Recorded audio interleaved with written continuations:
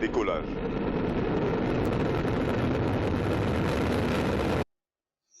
Bonjour Alex, nous allons te présenter le projet XCP Console, fait donc par moi-même Diego Barcoge et par Quentin Leduc. Donc dans un premier temps, nous verrons le sommaire. En première partie, donc on va voir ce que permet de faire le script. Dans une seconde partie, donc on va te montrer tout ce qu'on a fait donc dans le script étape par étape. Donc ça sera divisé en deux vidéos, une par Quentin, une par moi. Ensuite, on verra les améliorations, donc la V2, qu'on aura sûrement du coup l'année prochaine pour un autre projet Open Innovation. Et ensuite, on finira par une conclusion. Donc le script, il permet dans les grandes parties de créer une VM, prendre la main à distance sur cette VM et ensuite de la supprimer.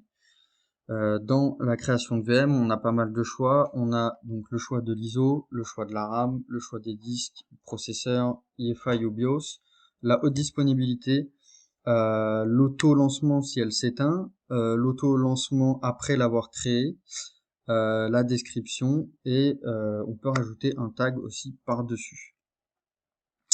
Et donc nous allons tout de suite passer à la vidéo de Quentin et ensuite la mienne.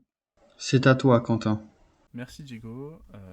Pour récupérer notre projet, on va sur notre Git qui est actuellement hébergé dans mon infra, mais qui à plus long terme sera hébergé sur GitHub.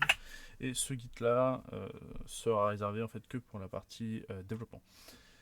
Donc actuellement nous sommes en version V1 du script. Et pour le récupérer, il suffit simplement de faire un git clone comme ceci, d'entrer dans le dossier. Comme on voit, on a le script qui est ici. Donc on va faire un clear. Voilà. Et nous pouvons très facilement le lancer comme ceci, vu que c'est un bash. Donc nous avons plusieurs options, créer une VM, supprimer une VM ou prendre une VM à distance. Il faut savoir que quand on crée une VM, on aura une option directement pour switcher sur l'option 3, donc prendre une VM à distance. L'option 2 sera présentée par Diego juste après la mienne, sur la même VM que l'on va créer ensemble.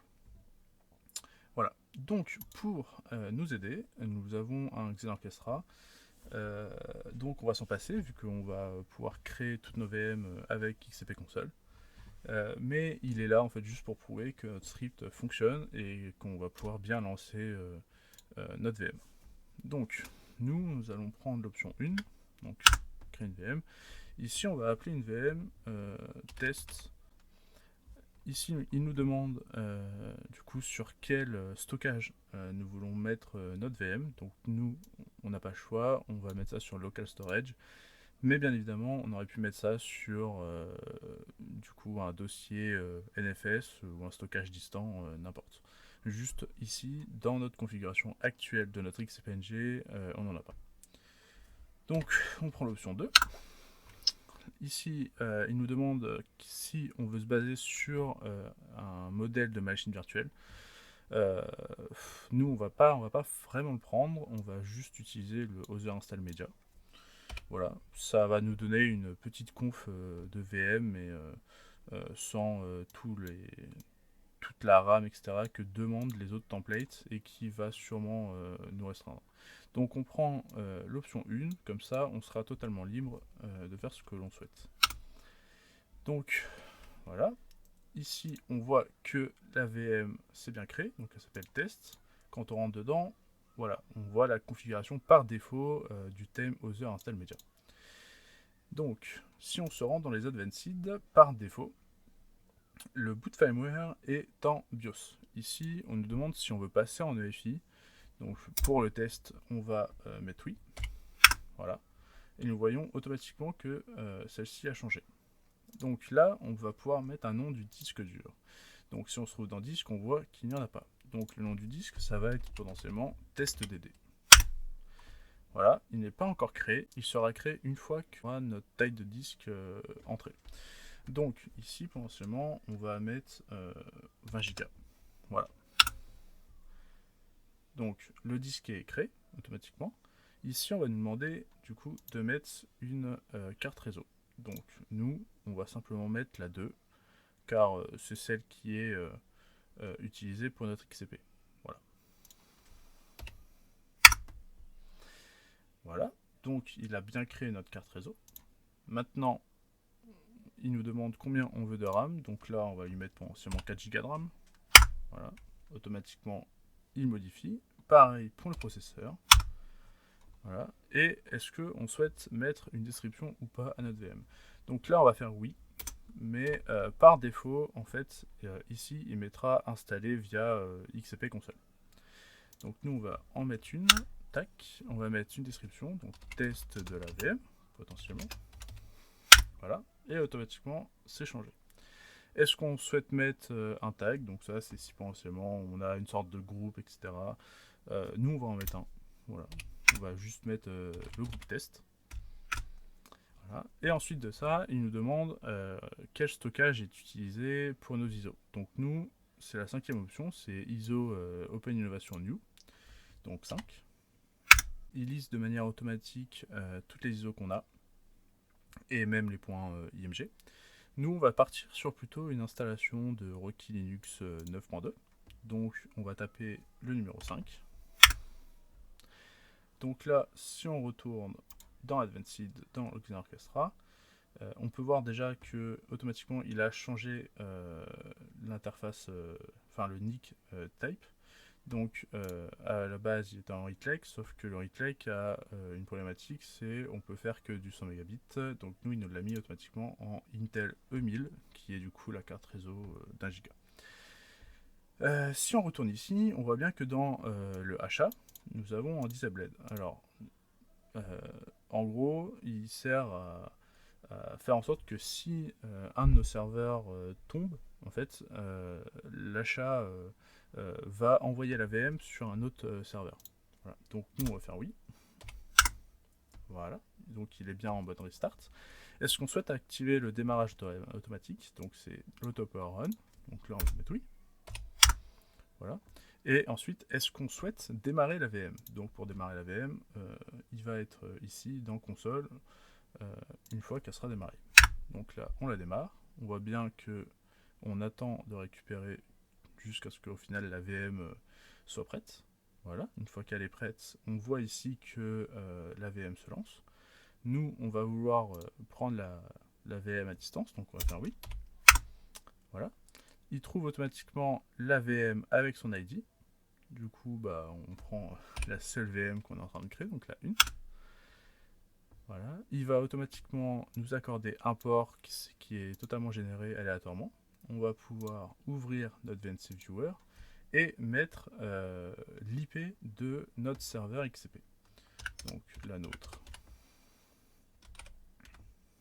Voilà. 2 points. Et ici le nom du port. Donc 24 441. On se connecte. Ici, il nous demande le mot de passe de notre XCP. Donc voilà, un petit avertissement comme quoi la connexion n'est pas chiffrée, car au final il utilise SOCAT, etc. Mais théoriquement c'est dans un tunnel SSH, donc c'est chiffré. Et voilà, nous avons notre VM prise à distance directement, et on peut facilement en fait installer notre système dessus sans même utiliser Xen Orchestra. Je redonne la main à Diego pour vous montrer sa partie, la suppression de la machine virtuelle. Merci Quentin. Donc, on va passer à la partie suppression de la VM. Donc, comme on peut voir ici, nous sommes donc dans l'hyperviseur. Nous allons accéder au script. Donc, le voici. Donc, comme vous pouvez voir, ici, nous avons bien le disque de la machine virtuelle créée précédemment par Quentin. Et donc, nous, dans notre partie, on va la supprimer. Hop, donc on lance le script. On choisit du coup de supprimer une VM, donc le 2. Donc on voit bien que le nom des VM s'affiche juste en haut. Le nom de la note c'est test, donc on réécrit test. On confirme par derrière qu'on est bien sûr de vouloir la supprimer pour éviter de faire des bêtises. Donc je choisis oui. Et donc là, tout normalement a bien été supprimé. On n'a pas de message d'erreur. On a le message comme quoi tout est bon.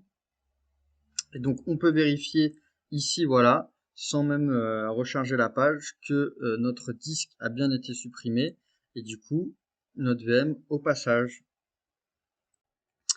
Donc pour continuer donc les améliorations pour la V2 qu'on fera sûrement l'année prochaine. Donc il y a donc corriger certains bugs parce que on rencontre encore des fois certains problèmes. Là pour l'instant sur cette V1 il n'y a pas de souci, mais si on rajoute certaines choses on peut rencontrer certains problèmes. Après on aimerait pouvoir créer des interfaces réseau avec les VLAN. Ça faciliterait la tâche et puis ceux qui utilisent des VLAN seront bien contents. Pouvoir lancer des snapshots aussi, c'est assez important quand on travaille sur des machines virtuelles. Créer un centre de téléchargement d'images ISO pour nous faciliter la tâche. Pouvoir modifier donc une VM facilement, donc que ce soit son disque, sa RAM, ses processeurs, etc. Pouvoir lancer des backups avec une tâche cron. Et ensuite, pour terminer, connecter un partage NFS pour avoir nos ISO et nos VM dedans. Pour conclure, je dirais que ça fait à peu près un petit peu moins d'un an qu'on en parle avec Quentin justement pour faire un peu ce projet. On voulait le faire personnellement, mais quand on a entendu l'idée de projet Open Innovation, on s'est dit qu'on pouvait l'intégrer directement dedans. Et du coup, on est assez fiers de ce qu'on a fait et du résultat que ça donne.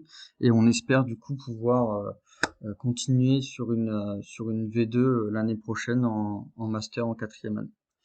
Voilà, je vous remercie.